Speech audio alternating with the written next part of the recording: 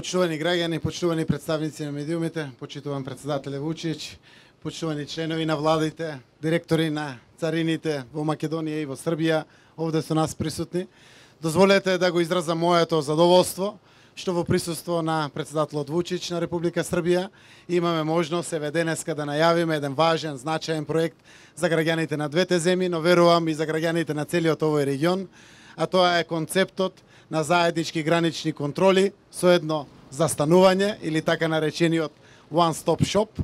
Концепт кој што Македонија има чест и задоволство еве овде прво да го отвори на нашиот најпрометен граничен премин со Република Србија, каде што дефинитивно и граѓаните од двете земји бараат од нас како земји да преземеме одредени конкретни активности.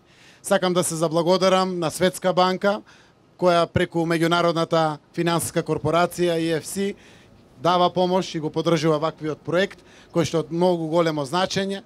Самиот проект ќе значи на едно место, во едно време, на една заедничка испостава, со само едно застанување, да можат граѓаните, превозните средства и стоките да поминуваат. Тоа во најмала рака ќе го преполови времето на чекање овде во овој граничен премин. Сето тоа, како што знаете, дел од заедничката економска агенда на Западен Балкан, која што Европската Унија ја заокружи, ние премиерите на земјите од Западен Балкан ја потврдивме на самитот во Трст и навистина ми е драго што Шенген механизмите ги воведуваме овде, односно ја носиме Европа овде во Балканот.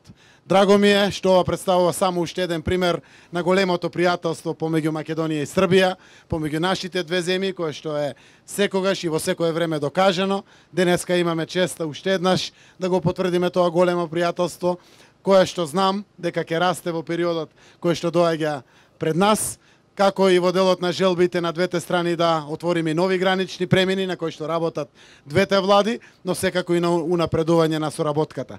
Следуваат сите билатерални договори и спогодби кои што треба и царина на Македонија и царина на Србија, Министерството за внатрешни работи, фитосанитарните управи, ветеринарските служби заедно да ги преадаптираат, за да веднаш на заедничката седница на влада, која што е во целосна подготовка, ги спроведеме, подпишеме како протоколи и официјално го стартуваме овој значаен проект за граѓаните на двете земји. Благодарам.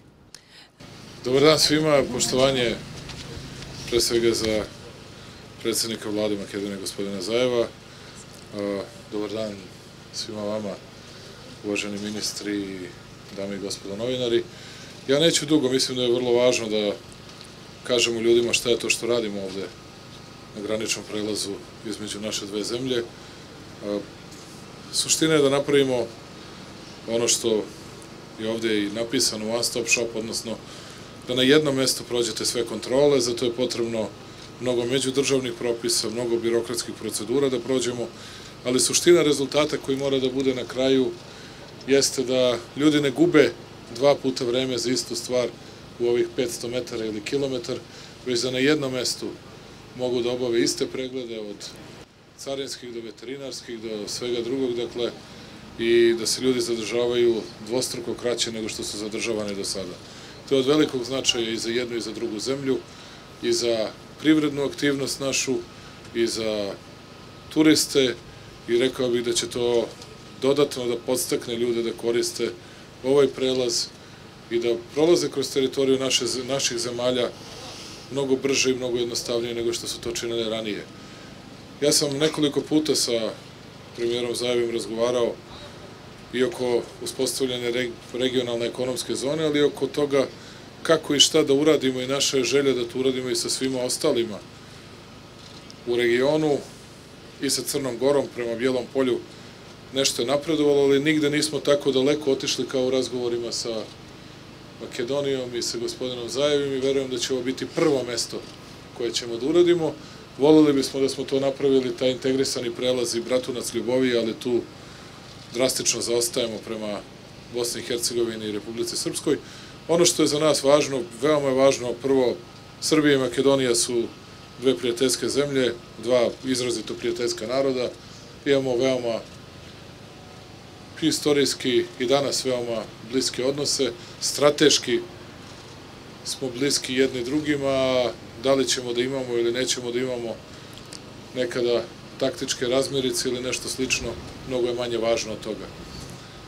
Opredeljenje je srpskog naroda i građana Srbije da imaju najbliže i najbolje moguće odnose, da imamo najbolje moguće odnose između Beograda i Skoplja.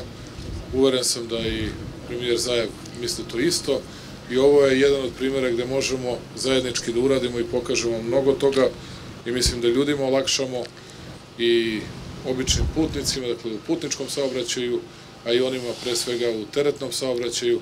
To bi drastične uštede donele.